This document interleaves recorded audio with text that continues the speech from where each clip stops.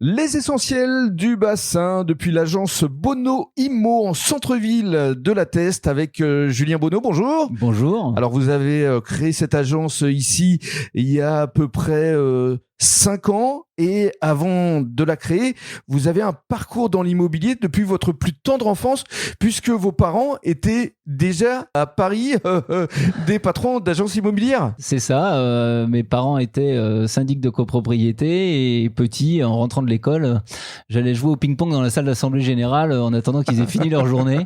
Donc je suis un peu tombé dedans tout petit, comme alors je ne suis pas Obélix, mais je suis un peu tombé dans la marmite dès le départ. Ouais. Et alors donc forcément, vous vous êtes lancé dès votre plus jeune âge. Ça s'est passé où et quand exactement? Parce que vous êtes arrivé d'abord sur Bordeaux avant le bassin. Absolument. Je suis arrivé en région bordelaise, j'avais 11 ans, donc ça fait maintenant quelques années.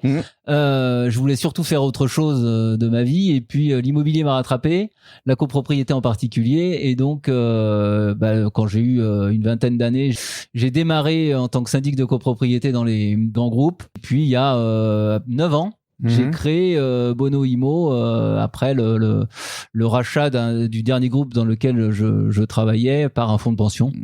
Et j'ai décidé à ce moment-là de basculer. Et alors, vous avez démarré avec un petit bureau. J'ai démarré avec un tout petit bureau puisque j'étais dans l'arrière-boutique d'une coiffeuse sur la place du marché à la Teste.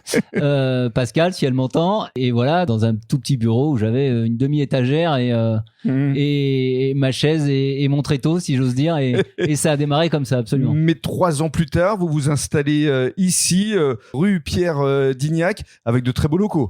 Absolument, on s'est installé juste avant le Covid, 4 jours avant que le gouvernement ferme les accès. Donc on a eu les locaux et on a déménagé pendant cette période-là. Voilà, et on est là depuis maintenant 5 ans, un peu plus de 5 ans. 2020, ouais. 2020. Et ouais, on a des locaux qui sont plutôt sympas, ouais. Avec une belle équipe aussi. Avec une belle équipe de 12 personnes. C'est beaucoup, hein. C'est bien. Beaucoup, c'est bien. On a aujourd'hui une équipe stable. Ça a été compliqué à mettre en place, mais aujourd'hui, on a une équipe expérimentée et compétente et qui s'entend bien, ce qui est aussi très important. Et vous vous occupez essentiellement de syndic, forcément. Absolument, c'est 85% de notre activité. Moi, je suis, comme je le disais tout à l'heure, né dedans.